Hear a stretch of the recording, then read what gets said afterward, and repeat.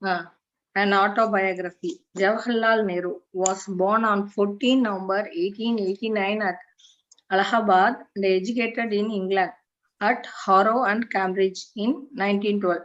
Nehru returned home to play a central role in India's struggle for freedom from British colonial rule, and then as Prime Minister of independent India for 17 years, went on to shape the nation's future as a modern, secular, and democratic state.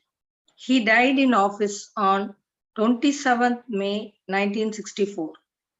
Visionary and idealist, scholar and statesman of international stature, Nehru was also an outstanding writer.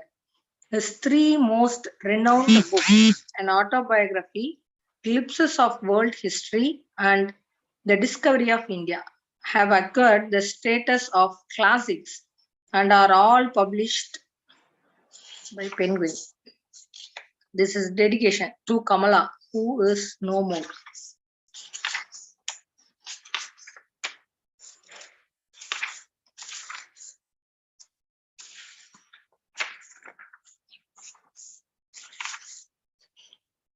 Chapter 1, Descent from Kashmir. It is hard and nice subject for a man to write of himself. It grates his own heart to say anything of disparagement, and the reader's ears to hear anything of praise for him. Abraham Coley. An only son of prosperous parents is apt to be spoilt, especially so in India. And when that son happens to have been an only child for the first 11 years of his existence, there is little hope for him to escape this spoiling. My two sisters are very much younger than I am, and between each two of us there is a long stretch of years. And so I grew up and spent my early years as a somewhat lonely child with no companions of my age. I did not even have the companionship of children at school, for I was not sent to any kindergarten or primary school. Governors or private tutors were supposed to be in charge of my education. Our house itself was far more being a lonely place, for it sheltered a large family of cousins and near relations, after the manner of Hindu families. But all my cousins were much older than I was and were students at the high school or the university, and considered me far too young for their work or their play. And so, in the midst of that big family, I felt rather lonely and was left a great deal to my own fancies and solitary games. We were Kashmiris. Over 200 years ago, early in the 18th century, our ancestor came down from the mountain valley to seek fame and fortune in the rich plains below. Those were the days of the decline of the Mughal Empire. After the death of Aurangzeb and Frankshire was the emperor, Rajkol was the name of that ancestor of ours, and he had gained eminence as a Sanskrit and Persian scholar in Kashmir. He attracted the notice of Frankshire during the latter's visit to Kashmir, and probably at the emperor's instance, the family migrated to Delhi, the imperial capital, about the year 1716. A Jaghir with a house situated on the banks of a canal had been granted to Rajkot, and from the fact of this residence, Nehru, from Nehar, a canal, came to be attached to his name. Kaul had been the family name. This changed to Kaul Nehru, and in the later years, Kaul dropped out and we became simply Nehrus. The family experienced many vicissitudes of fortune during the unsettled times that followed, and the Jagir dwindled and vanished away. My great grandfather, Lakshmi Narayan Nehru, became the first Vakil of the Sarkar Company at the shadow court of the Emperor of Delhi. My grandfather, Gangadhar Nehru, was Kotwal of Delhi for some time before the Great Revolt of 1857. He died at the early age of 34 in 1861. The revolt of 1857 put an end to our family's connection with Delhi, and all our old family papers and documents were destroyed in the course of it. The family, having lost nearly all it possessed, joined the numerous fugitives who were leaving the old imperial city and went to Agra. My father was not born then, but my two uncles were already young men and possessed some knowledge of English. This knowledge saved the younger of the two uncles, as well as some other members of the family, from a sudden and ignominious end. He was journeying from Delhi with some family members, among whom was his young sister, a little girl who was very far, as some Kashmiri children are. Some English soldiers met them on the way, and they suspected this little aunt of mine to be an English girl and accused my uncle of kidnapping her. From an accusation to summary justice and punishment was usually a matter of minutes in those days, and my uncle and others of the family might well have found themselves hanging on the nearest tree. Fortunately for them, my uncle's knowledge of English delayed matters a little, and then someone who knew him passed that way and rescued him and the others.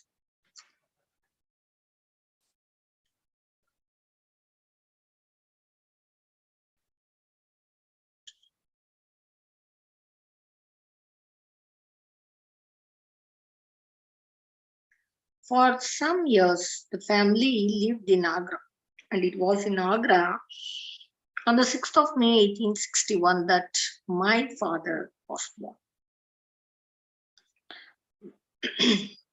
But he was a posthumous child, as my grandfather had died 3 months earlier. In a little painting that we have of my grandfather, he wears the Mughal court dress with a curved sword in his hand, and might well be taken for a Mughal nobleman, although his features are distinctly Kashmiri. The burdens of the family then fell on my two uncles, who were very much older than my father. The elder uncle, Bansidhar Nehru, soon after entered the judicial department of the British government, and being appointed successively to various places, was partly cut off from the rest of the family. The younger uncle, Nandlal Nehru, entered the service of an Indian state and was Diwan of Khatri state in Rajputna for 10 years. Later, he studied law and settled down as a practicing lawyer in Agra. My father lived with him and grew up under his sheltering care.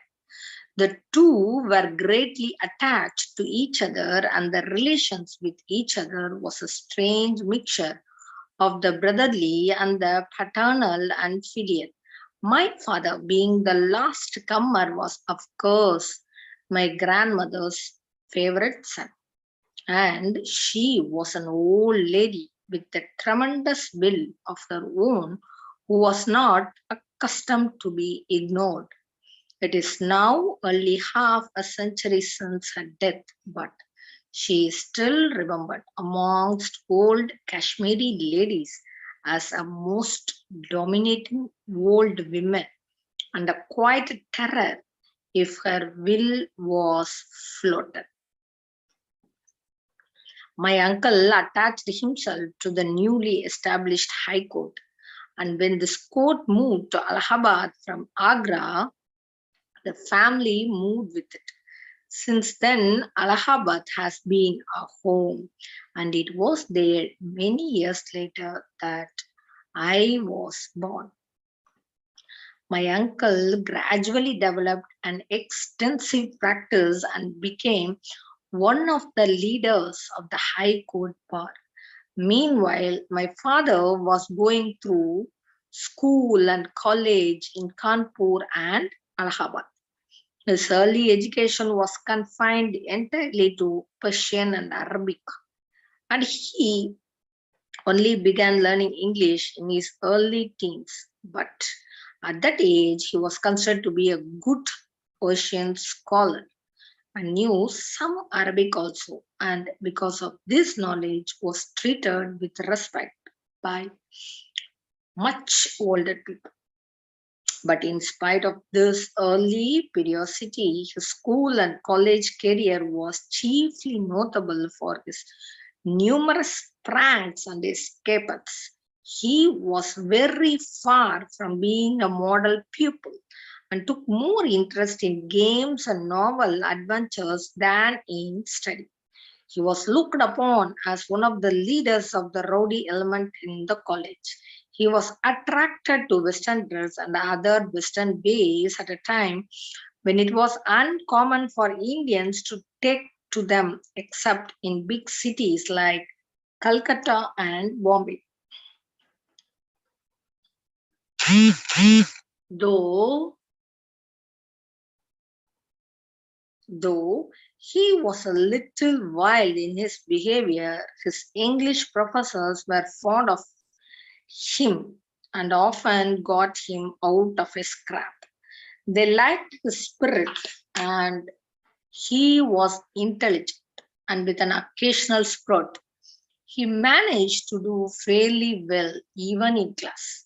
In later years, long afterwards, he used to talk to us of one of these professors, Mr. Harrison, the principal of the Moir Central College at Allahabad, with affection, and had carefully preserved a letter of his dating from the old student days. He got through his various university examinations without any special distinction, and then he appeared for his final, the BA. He had not taken the trouble to work much for it, and he was greatly dissatisfied with the way he had done the first paper. Not expecting to pass the examination, as he thought he had spoiled the first paper, he decided to boycott the rest of the examination, and he spent his time instead at the Taj Mahal. The university examinations were held then at Agra. Subsequently, his professor sent for him and was very angry with him, for he said that my father, had done the first paper fairly well and he had been a fool for not appearing for the other papers. Anyhow, this ended my father's university career. He never graduated. He was keen on getting on in life and establishing himself in a profession. Naturally, he looked to the law.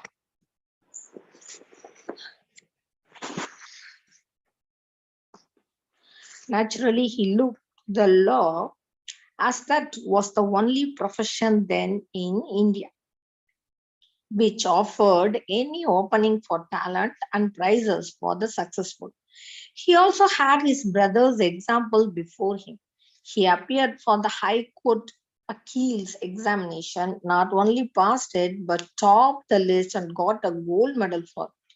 He had found the subject after his own heart, or rather, he was an intent on success in the profession of his choice. He started practice in the district courts of Kanpur and being eager to succeed, worked hard at it and soon got on well. But his love for games and other amusements and diversions continued and still took up part of his time. In particular, he was keen on wrestling and dangles. Kanpur was famous for these public wrestling matches in those days. After serving his apprenticeship for 3 years at Kanpur, father moved to Allahabad to work in the High Court. Not long after this, his brother Pandit Nandlal suddenly died. That was a terrible blow for my father. It was a personal loss of a dearly loved brother who had almost been a father to him. and the removal of the head and principal earning member of the family. Henceforward, the burden of carrying on a large family mainly fell on his young shoulders. He plunged into his work, bent on success, and for many months cut himself off from everything else. Nearly all of my uncle's briefs came to him, and as he happened to do well in them, the professional success that he so ardently desired soon came his way and brought him both additional work and money. At an early age, he had established himself as a successful lawyer, and he paid the price for this by becoming more and more a slave to his jealous mistress, the law. He had no time for any other activity, public or private, and even his vacations and holidays were devoted to his legal practice. The National Congress was just then attracting the attention of the English, knowing middle classes, and he visited some of its early sessions and gave it a theoretical allegiance. But in those days, he took no great interest in its work. He was too busy with his profession. Besides, he felt unsure of his ground in politics and public affairs. He had paid no great attention to the subjects till then and knew little about them. He had no wish to join any movement or organization where he would have to play second fiddle. The aggressive spirit of his childhood and early youth had been outwardly curbed, but it had taken a new form, a new will to power. Directed to his profession, it brought success and increased his pride and self reliance. He loved a fight, a struggle against odds, and yet, curiously, in those days, he avoided the political field. It is true that there was little of fight then in the politics of the National Congress. However, the ground was unfamiliar and his mind was full of the hard work that his profession involved. He had taken firm grip of the ladder of success and rung by rung he mounted higher, not by anyone's favor, as he felt, not by any service of another, but by his own will and intellect. He was, of course, a nationalist in a vague sense of the word, but he admired Englishmen and their ways. He had a feeling that his own countrymen had fallen low and almost deserved what they had got. And there was just a trace of contempt in his mind for the politicians who talked and talked without doing anything, though he had no idea at all as to what else they could do. Also, there was the thought, born in the pride of his own success, that many, certainly not all, of those who took to politics had been failures in life. An ever increasing income brought many changes in our ways of living, for an increasing income meant increasing expenditure. The idea of hoarding money seemed to my father a slight on his own capacity to earn whenever he liked and as much as he desired. Full of the spirit of play and fond of good living in every way, he found no difficulty in spending what he earned, and gradually our ways became more and more westernized. Such was our home in the early days of my childhood.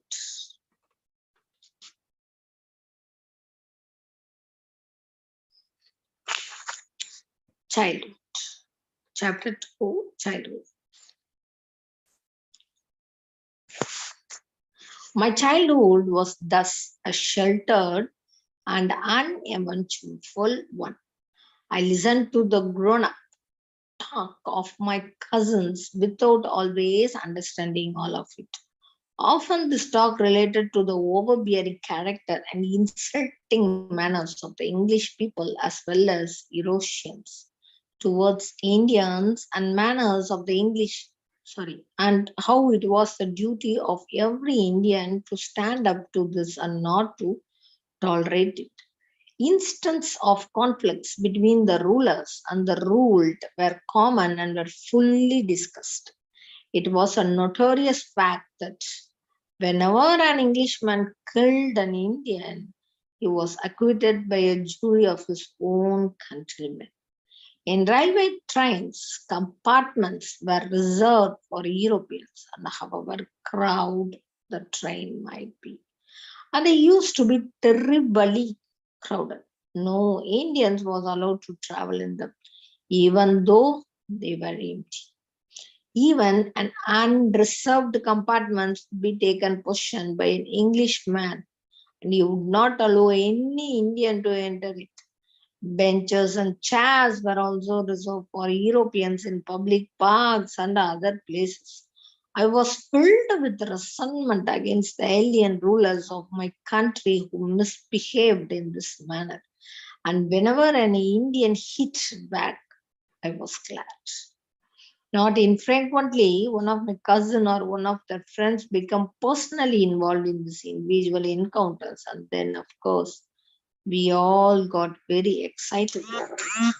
One of the cousins was a strong man of the family, and he loved to pick a quarrel with an Englishman or more frequently with the Eurasians, who perhaps to show off their oneness with their ruling race were often even more offensive than the English official or merchant. Such quarrels took place especially during the railway journeys.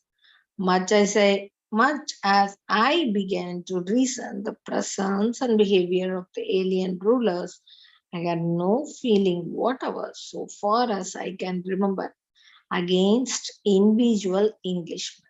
I had English governors, and occasionally I saw English friends of my father's visiting him.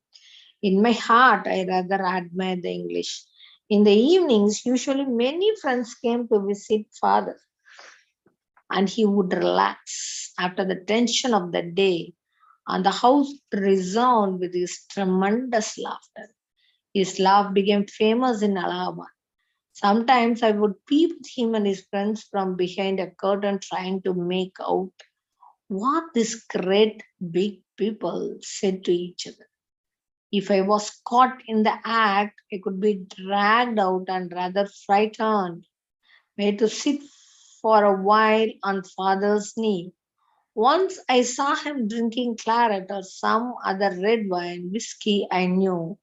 I had often seen him and his friends drink it, but the new red stuff filled me with horror, and I rushed to my mother to tell her that father was drinking blood.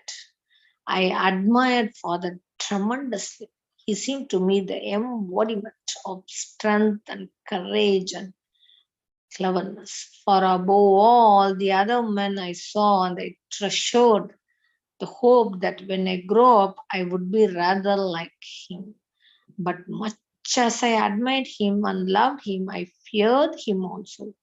I had seen him losing his temper at servants and others, and he seemed to be terrible then, and I shivered with fright, mixed sometimes with resentment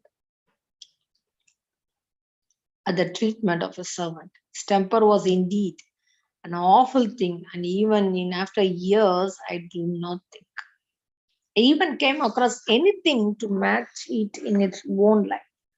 But fortunately, he had a strong sense of humor also, and an iron will, and he could control himself as a rule.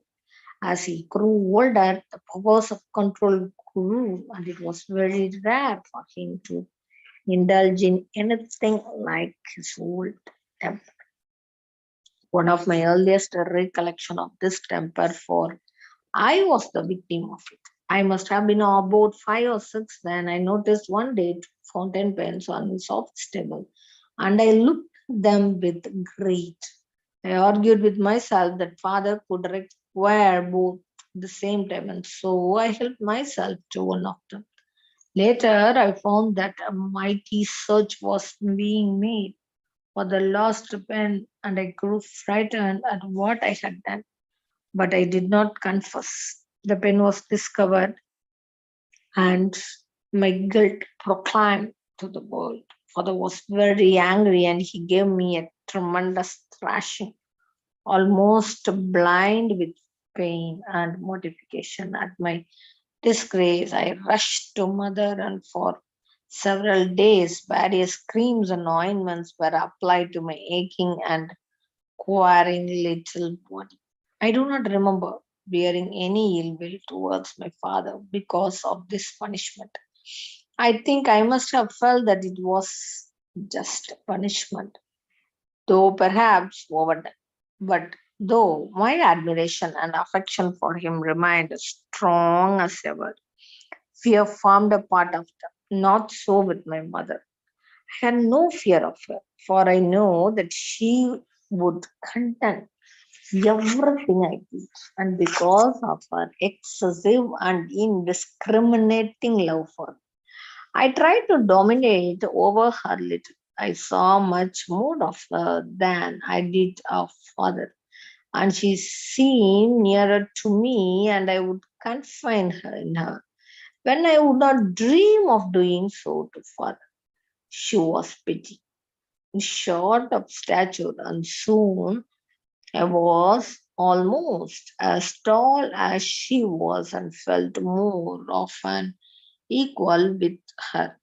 I admired her beauty and loved her amazingly small and beautiful hands and feet. She belonged to a fresher stock from Kashmir, and her people had only left the homeland 2 generations back. Another of my early confidence was a munshi of my father's, Munshi Mubarak Ali. He came from a well-to-do family of Bodon. The revolt of 1857 had ruined the family, and the English troops had partially exterminated it. This affection had made him gentle and forbearing with everybody, especially with children. And for me, he was a sure heaven to refuge whenever I was unhappy or in trouble. With his fine grey beard, he seemed to my young eyes were ancient and full of old time lore. And I used to snuggle up to him and listen wide eyed by the hour to his innumerable stories, old tales from the Arabian Nights or other sources or accounts of the happenings in 1857 and 58. It was many years later when I grew up that Munshiji died, and the memory of him still remains with me as a dear and precious possession.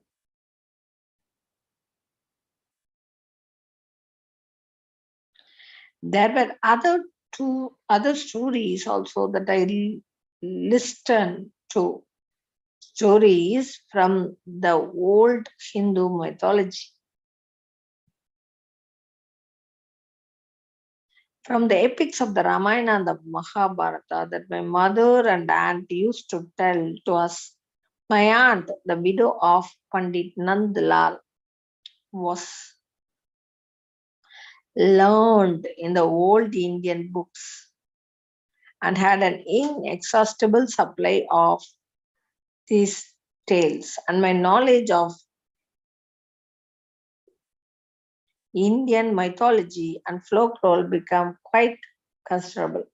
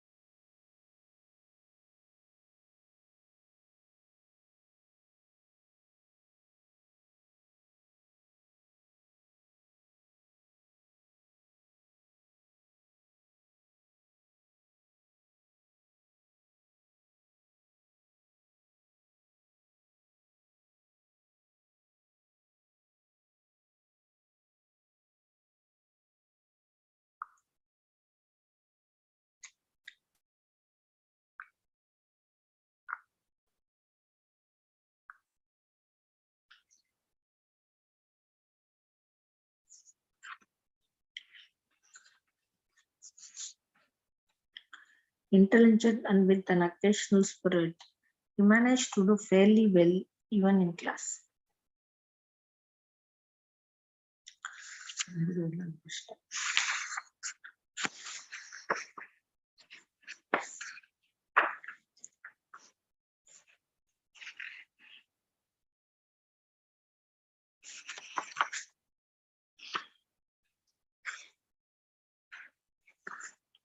The next important event that I remember affecting was the Russo-Japanese War.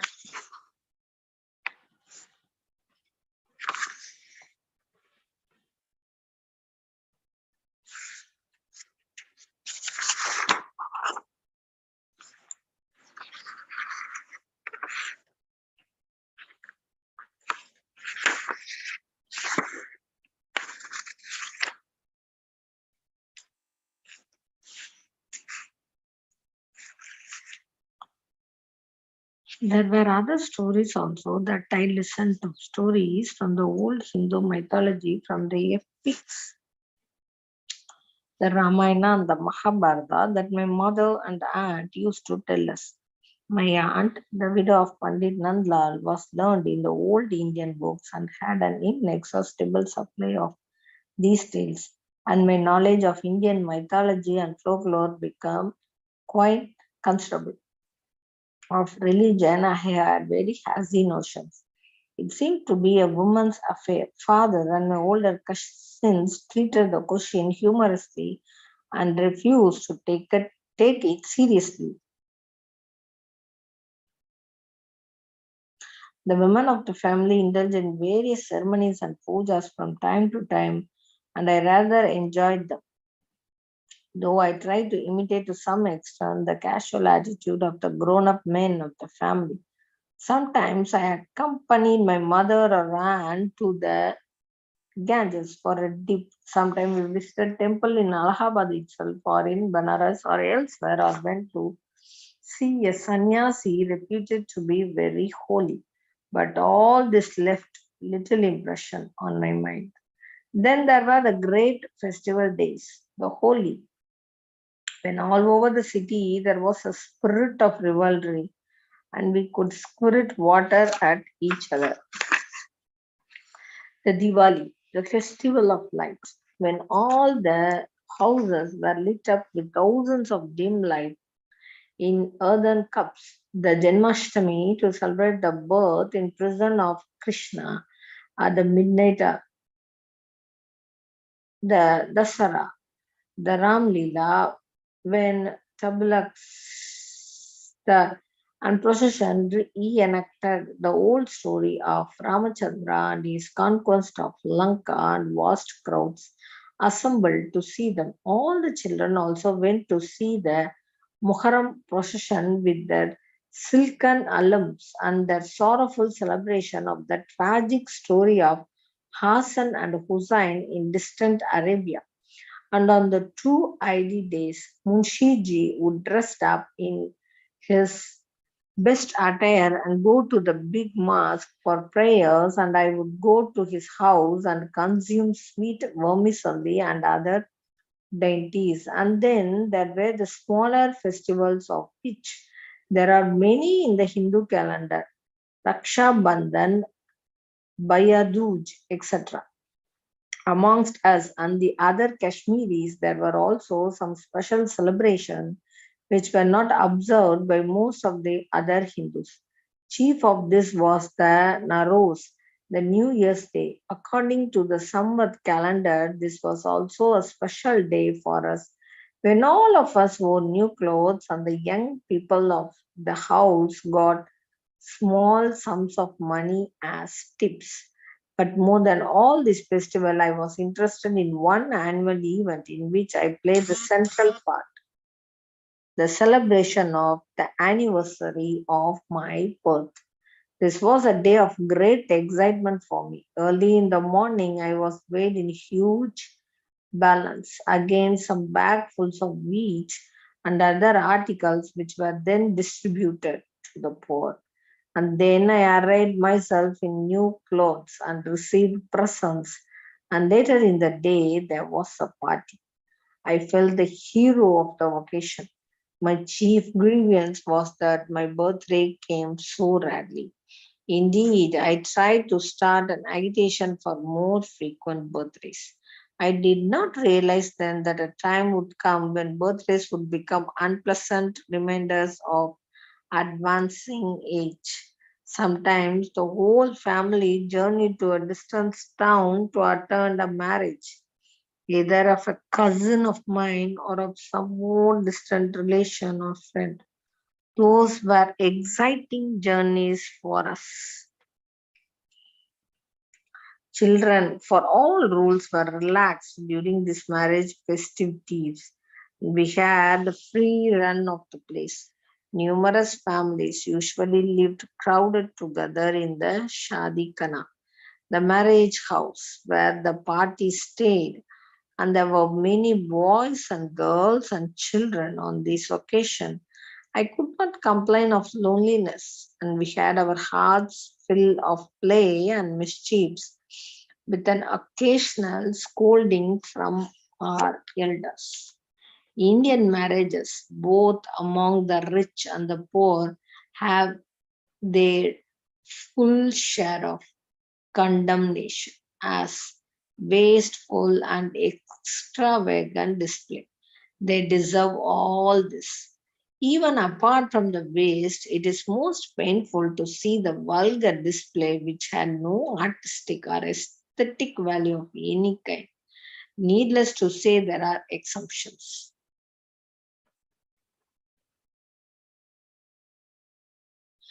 For all this, the really guilty people are the middle classes. The poor are also extravagant, even at the cost of burdensome debates. But it is the height of absurdity to say, as some people do, that their poverty is due to their social customs. It is often forgotten that the life of the poor is terribly dull and monotonous, and an occasional marriage celebration, bringing with it some feasting and singing, comes to them as a oasis in a desert of soulless toil, a refuge from domesticity and the prosaic business of life. Who would be cruel enough to deny this consolation to them, who have such few occasions for laughter? Stop waste, by all means, lessen the extravagance, big and foolish words to use for the little show that the poor put up in their poverty. But do not make their life more drab and cheerless than it is.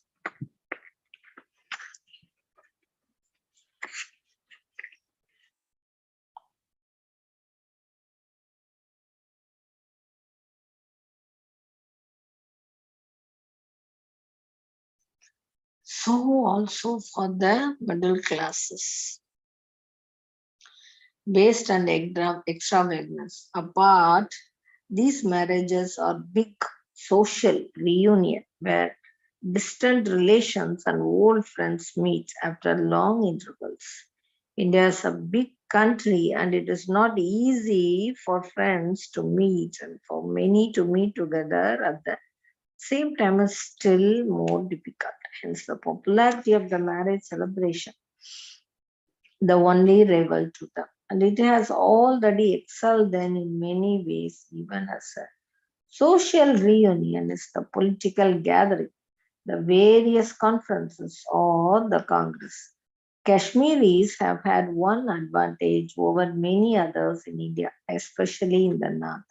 They have never had any parda or circulation of women among themselves.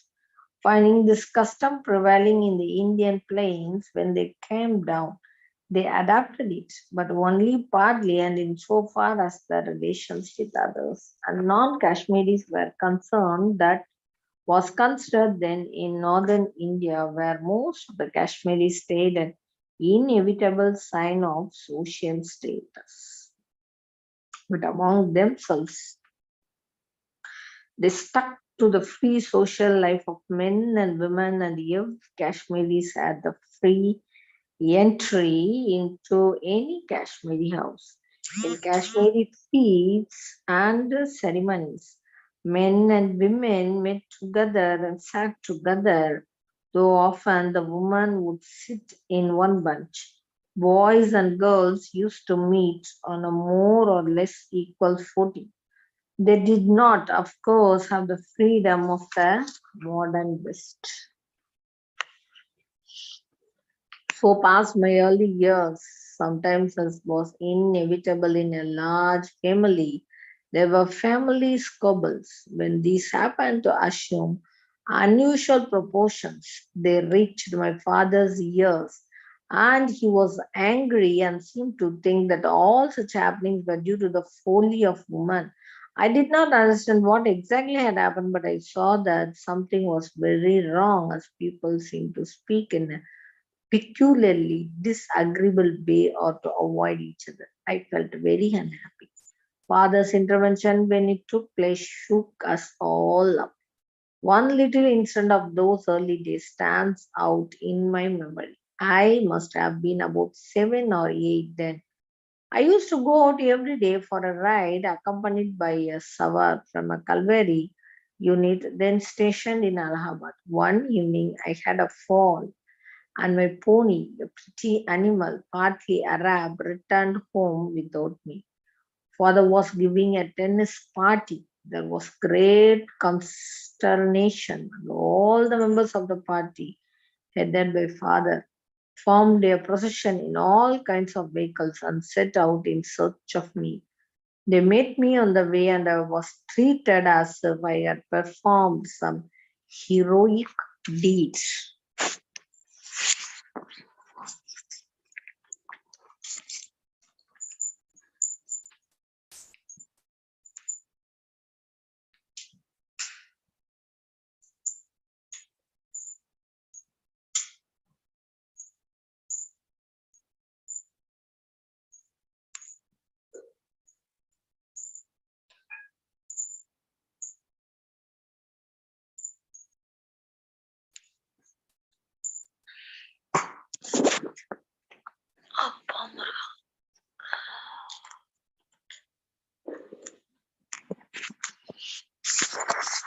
Theosophy.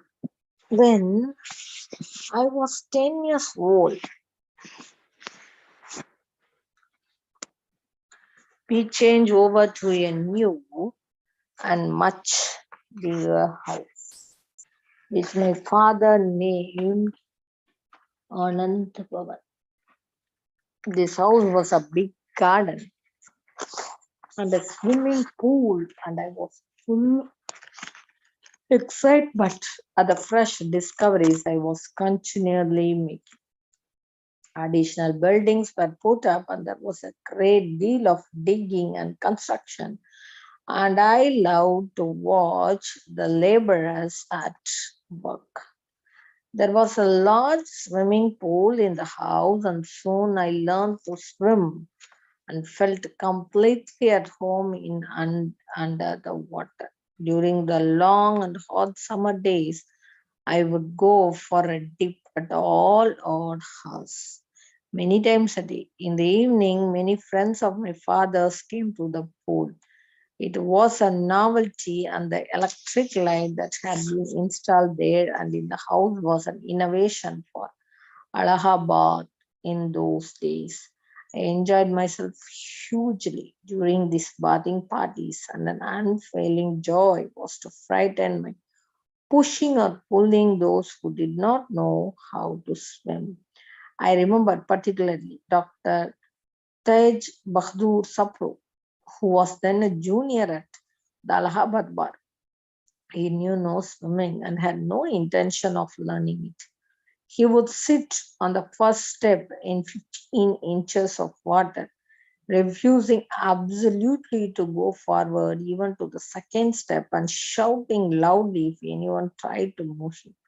My father himself was no swimmer, but he could just manage to go the length of the pool with set teeth and violent and exhausting effort.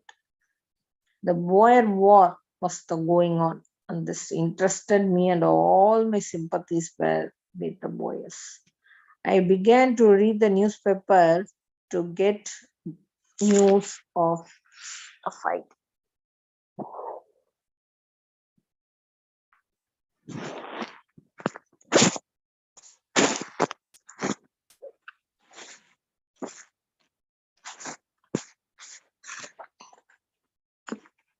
A domestic event, however, just then absorbed my attention.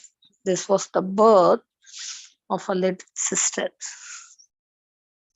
I had long nourished a secret grievance at not having any brothers or sisters, when everybody else seemed to have them, and the prospect of having a baby brother or sister all to myself was exhilarating.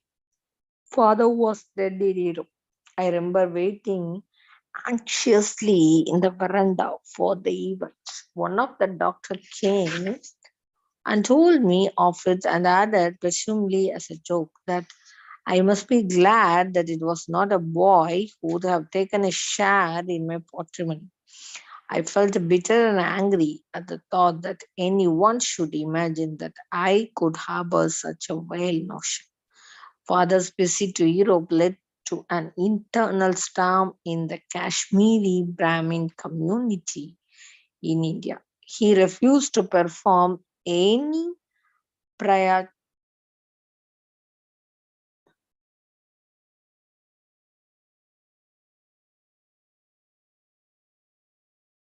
prayachit or purification ceremony on his return. Some years previously, another Kashmiri Brahmin, Pandit Bishan Narayan Dar, who later became a president of the Congress, had gone to England to be called to the bar. On his return, the Orthodox members of the community had refused to have anything to do with him, and he was outcast, although he performed the Prayachit ceremony. This had resulted in the splitting up of the community into two more or less equal halves. Many Kashmiri young men went subsequently to Europe for the studies and on their return joined the reformist section, but only after a formal ceremony of purification. The ceremony itself was a bit of a phase and there was little of religion in it. It merely signified an outward conformity and a submission to the group. Well, having done so, each person indulged in all manner of heterodox activities and mixed and fed with non Brahmins and non Hindus. Father went a step further and refused to go through any ceremony or to submit in any way, even outwardly and formally, to a so called purification. A great deal of heat was generated, chiefly because of father's aggressive and rather disdainful attitude, and ultimately a considerable number of Kashmiris joined father, and so a third group was formed. Within a few years, this group gradually merged into one another as ideas changed and the old restrictions fell. Large numbers of Kashmiris, young men and girls, have visited Europe or America for the studies, and no question has arisen of their performing any ceremonies on their return. Food restrictions have almost entirely gone, except in the case of a handful of Orthodox people, chiefly old ladies, and interdining with non Kashmiris. Muslims and non Indians is common. Further, the circulation of man has disappeared among Kashmiris, even as regards other communities. The last push to this was given by the political upheaval of 1930, Intermarriage with other communities is still not popular, although instances occur. Both my sisters have married non Kashmiris, and a young member of our family has recently married a Hungarian girl. The objection to intermarriage with others is not based on religion, it is largely racial. There is a desire among many Kashmiris to preserve our group identity and our distinctive Aryan feature, and a fear that we shall lose these in the sea of Indian and non Indian humanity. We are small in numbers in this vast country.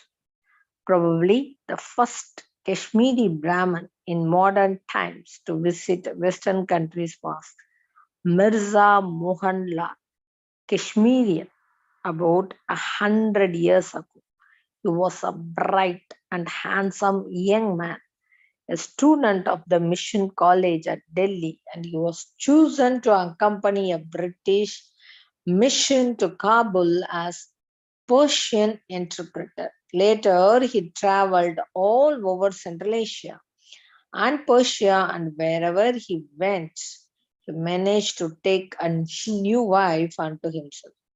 Usually marrying in the highest circles, he became a Muslim and in Persia married a girl of the royal family. Hence his title of Musa. He visited Europe also and was presented to the young Queen Victoria. He was written delightful memories and accounts of his travels. When I was about 11, a new resident tutor, Ferdinand T. Brooks, came and took charge of me. He was partly Irish, and his mother had been a French woman or a Belgian. He was a keen theosophist who has been recommended to my father by Mrs. Anipasant. For nearly 3 years, he was with me, and in many ways, he influenced me greatly. The only other tutor I had at that time was a dear old Pandit who was supposed to teach me Hindi and Sanskrit. After many years' effort, the Pandit managed to teach me extraordinarily little, so little that I can only measure my pitiful knowledge of Sanskrit with the Latin I learned subsequently at Harrow. The fault, no doubt, was mine. I'm not good at language, and grammar has had no attraction for me, whatever. F.T. Brooks developed in me a taste for reading, and I read a great many English books, though rather aimlessly. I was well up in children's and boys' literature. The Lewis Carroll books were great favorites, and the Jungle books and Kim. I was fascinated by Gustave Dollery's illustrations to Don Quixote, and Freddie Nansen farthest north opened out a new realm of adventure to me. I remember reading many of the novels of Scott Dickens and Thackeray. H.G. Wells' romances, Mark Twain, and the Sherlock Holmes are stories. I was thrilled by The Prisoner of Zenda and Jerome K. Jones. Three Men in a Boat was for me the last word in humor. Another book stands out still in my memory. It was Hugh Moriar's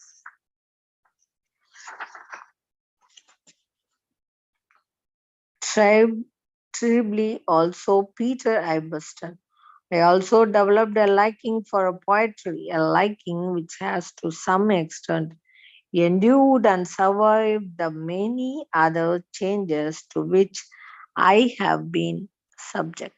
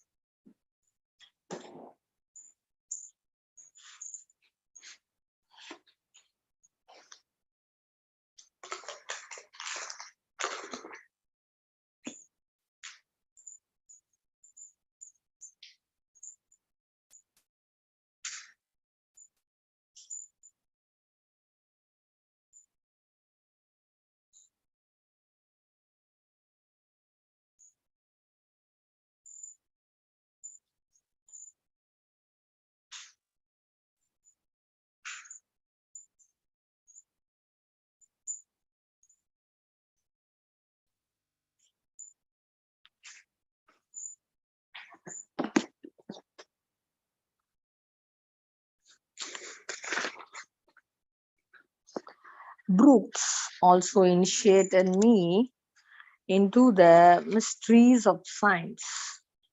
We rigged up a little laboratory, and there I used to spend long and interesting hours working out experiments in elementary physics and chemistry.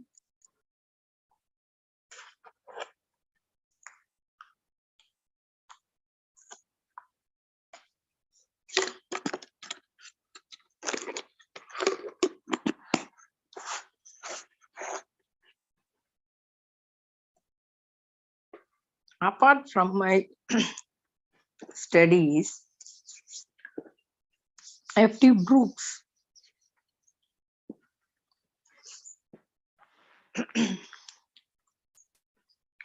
brought a new influence to bear upon me, which affected me powerfully for a while. This was theosophy.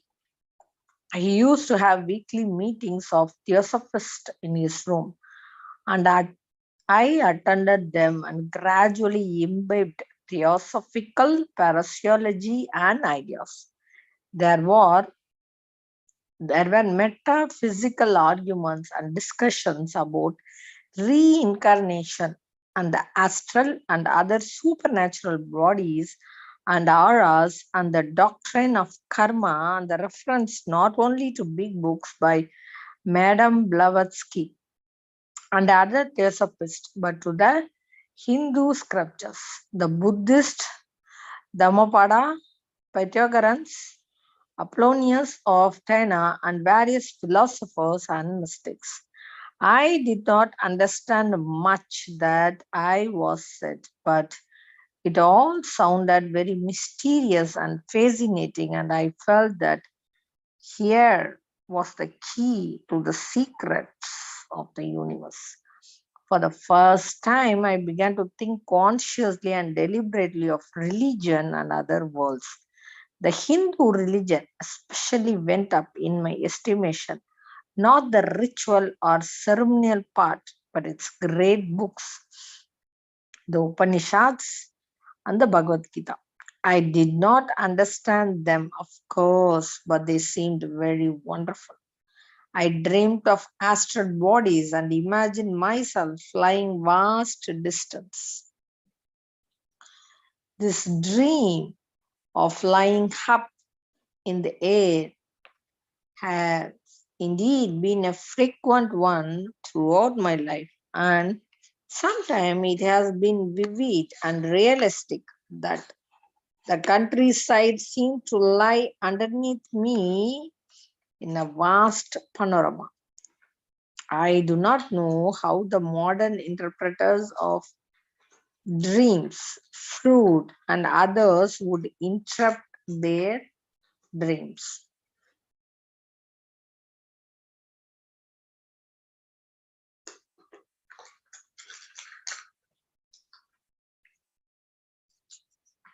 Mrs. Annipasan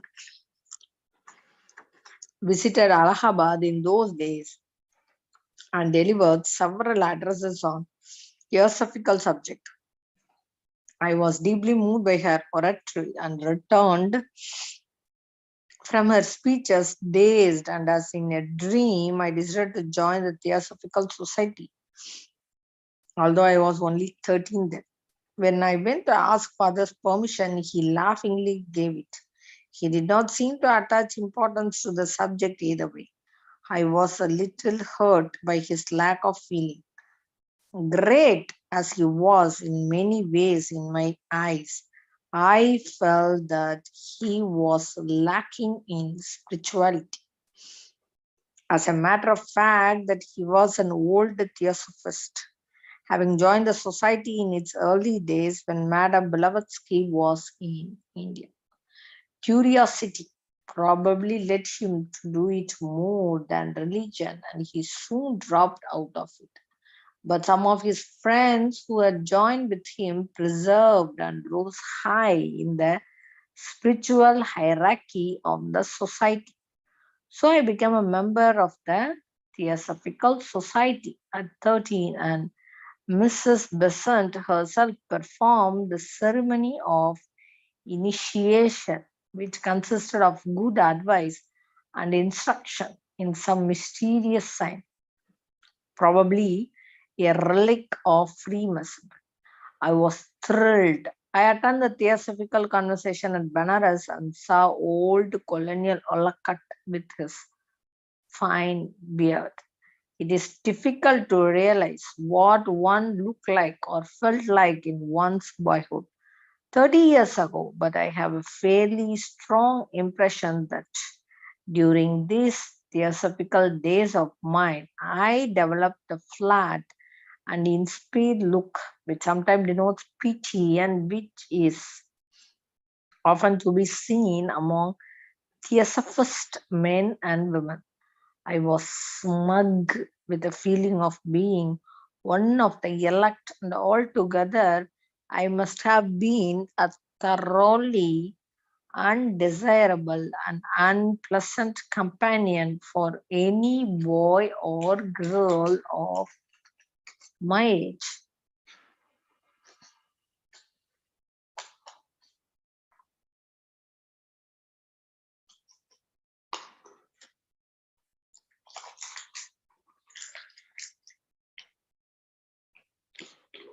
Soon after F.T. Brooks left me, I lost touch with theosophy, and in a remarkable short time, theosophy left my life completely.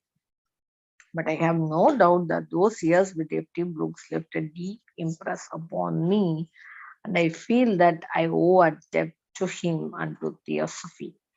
But I'm afraid that theosophists have since then gone down in my estimation. Instead of the chosen ones, they seem to be very ordinary folk, liking security better than risk. A soft job more than the material lot. But for Mrs. Besant, I always had the warmest admiration.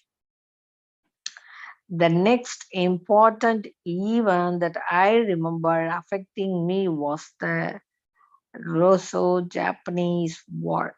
Japanese victories stirred up my enthusiasm, and I waited eagerly for the papers for fresh news daily.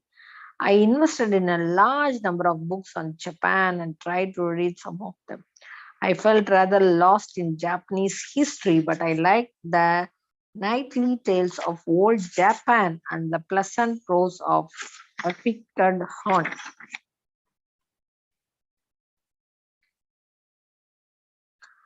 Nationalistic ideas filled my mind. I mused of Indian freedom and Asiatic freedom from the thraldom of Europe. I dreamt of brave deeds, of how sword in hand I would fight for India and help in freeing her. I was 14. Changes were taking place in our house. My older cousins have become professional men, leaving the common home and setting up their own households separately. Fresh thoughts and vague fancies were floating in my mind and began to take a little more interest in the opposite sex. I still preferred the company of boys and thought it a little beneath my dignity to mix with a group of girls. But sometimes at Kashmiri parties, where pretty girls were not lacking, or elsewhere, a glance or a touch would thrill me. In May 1905, when I was 15, we set sail for England. Father and mother, my baby sister, and I, we all went together.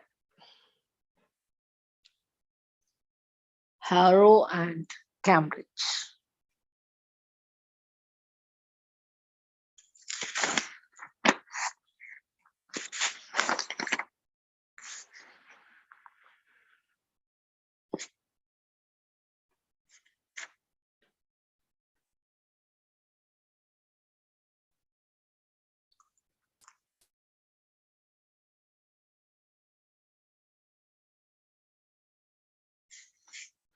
On a May day, towards the end of the month, we reached London.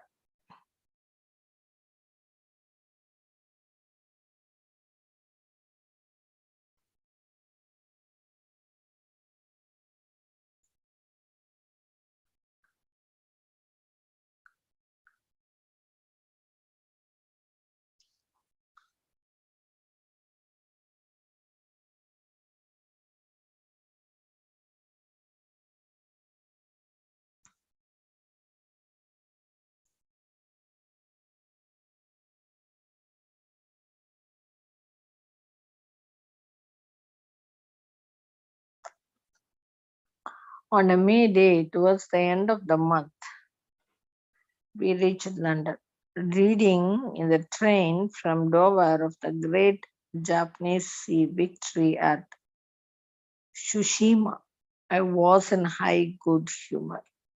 The very next day happened to be Derby Day, and we went to see the race. I remember meeting soon after our arrival in London M.A. Ansari, who was then a smart and clever young man with a record of brilliant academical achievement behind him. He was a house surgeon at the time in a London hospital. I was a little fortunate in finding a vacancy at Harrow, for I was slightly above the usual age for entry, being 15. My family went to the containment, and after some months, they returned to India. Never before had I been left among strangers all by myself, and I felt lonely and homesick. But not for long. I managed to fit into some extent in the life at school, and work and play kept me busy. I was never an exact fit. Always I had a feeling that I was not one of them. And the other must have felt the same about me. I was left a little to myself, but on the whole, I took my full share in the games without any way shining at them, and it was, I believe, recognized that I was no shaker. I was put to begin with in a low form because of my small knowledge of Latin.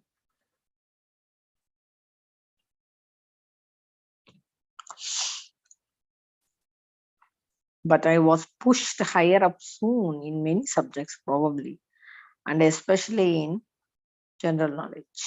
I was in advance of those of my age. My interests were certainly wider, and I read both books and newspapers more than most of my fellow students. I remember writing to my father how dull most of the English boys were, as they could talk about nothing but their games. But there were expectations, especially when I reached the upper forms. I was greatly interested in the general election which took place, as far as I remember, at the end of 1905, and which ended in a great Liberal victory. Early in 1906, a farmer master asked us about the new government, and much to his surprise, I was the only boy in his farm who could give him much information on the subject, including almost a complete list of members of Campbell Bannerman's cabinet.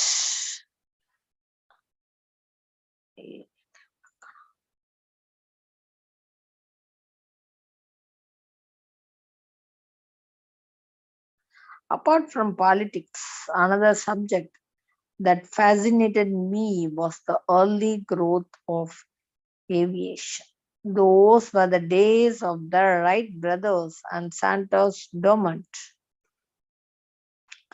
And I wrote to father from Harrow in my enthusiasm that soon I might be able to pay him a weekend visit in India by air.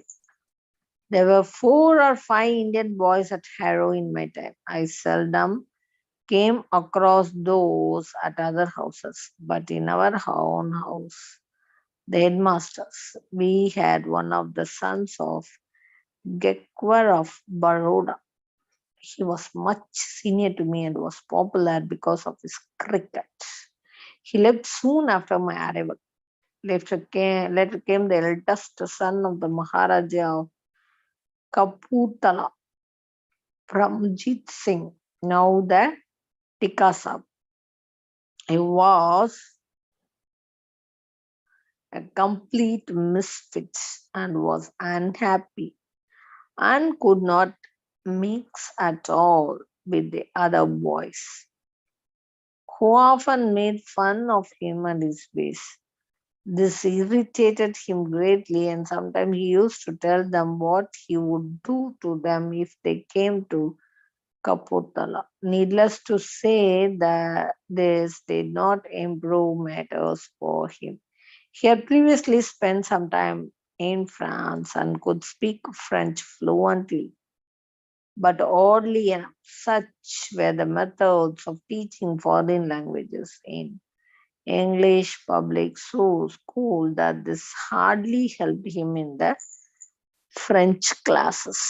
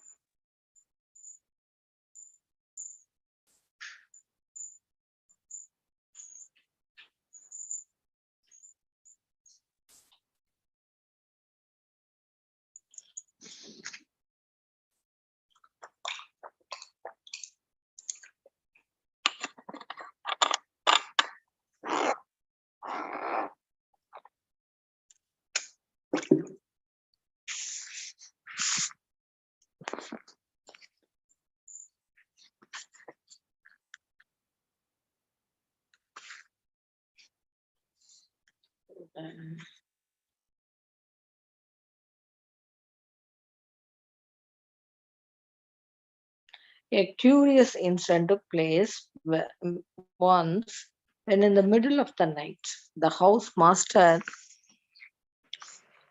suddenly visited our rooms and made a thorough search all over the house. We learned that Pramjit Singh had lost his beautiful gold mountain cane.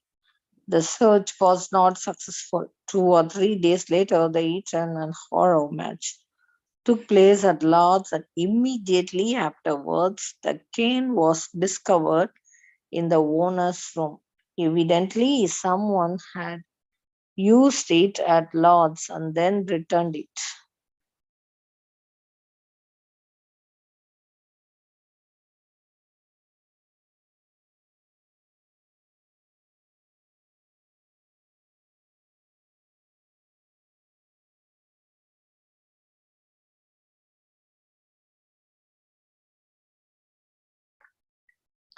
There was a few Jews in our house and in other houses.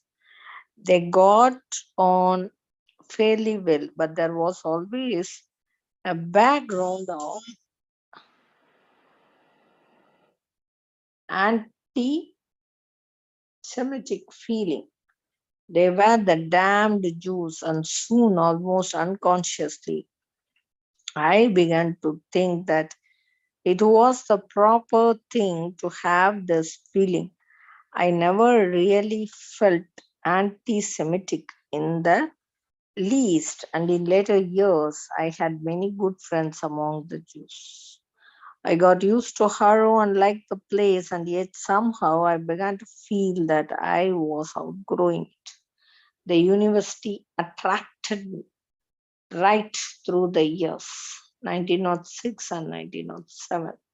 News from India had been agitating me. I got meager enough accounts from the English paper, but even that little showed that big events were happening at home. In Bengal, Punjab, and Maharashtra, there was Lala Lajput Rai's and yes, Ajit Singh's departure, and Bengal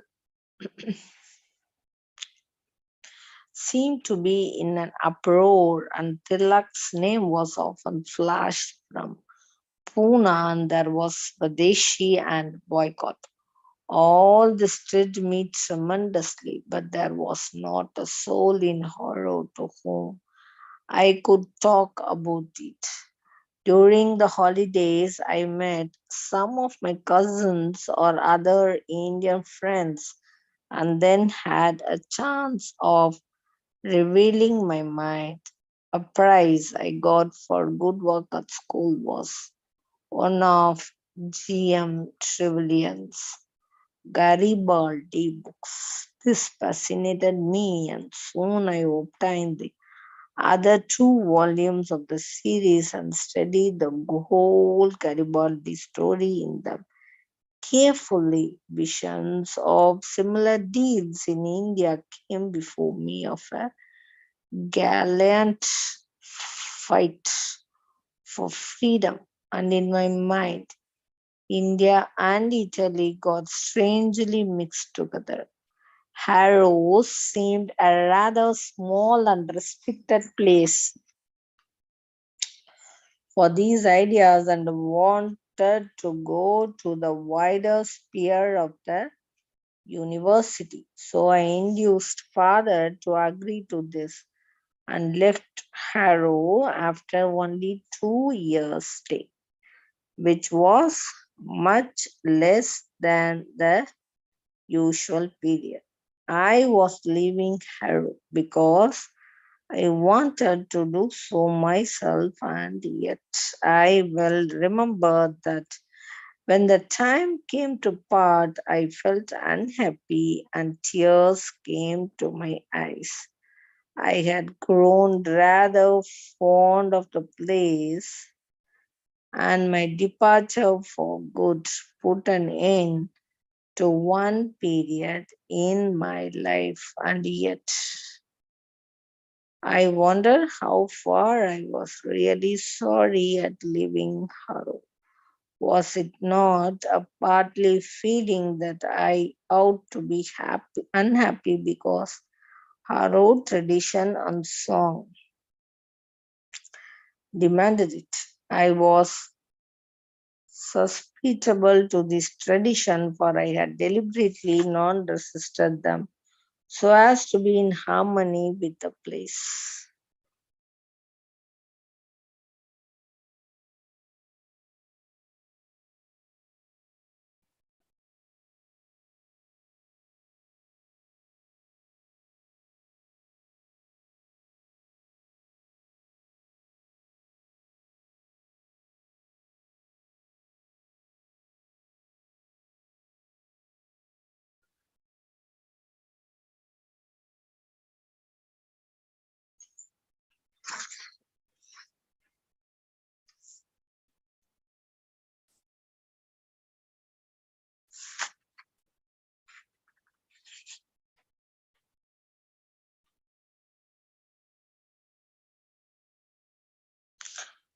Cambridge Trinity College, the beginning of October 1907, my age 17 or rather approaching 18. I felt elated at being an undergraduate with a great deal of freedom. Compared to school, to do what I chose. I had got out of the shackles of boyhood and felt at last that I could climb to be a grown up with a self conscious air. I wandered about the big courts and narrow streets of Cambridge, delighted to meet a person. In 3 years I was at Cambridge, 3 quiet years. with little of disturbance in them, moving slowly on like the sluggish camp. They were pleasant years with many friends and some work and some play and a gradual widening of the intellectual horizon. I took the natural sciences tripos, my subjects being chemistry, geology, and botany. But my interests were not confined to this.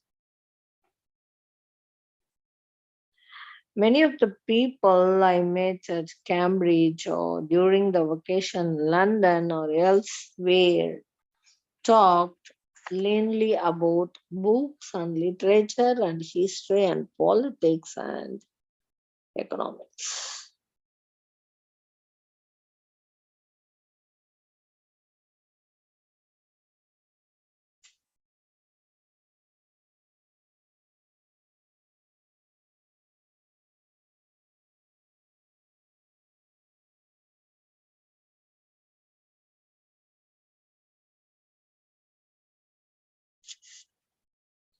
I felt a little at sea at first in this semi highbrow talk, but I read a few books and soon got the hang of it and could at least keep my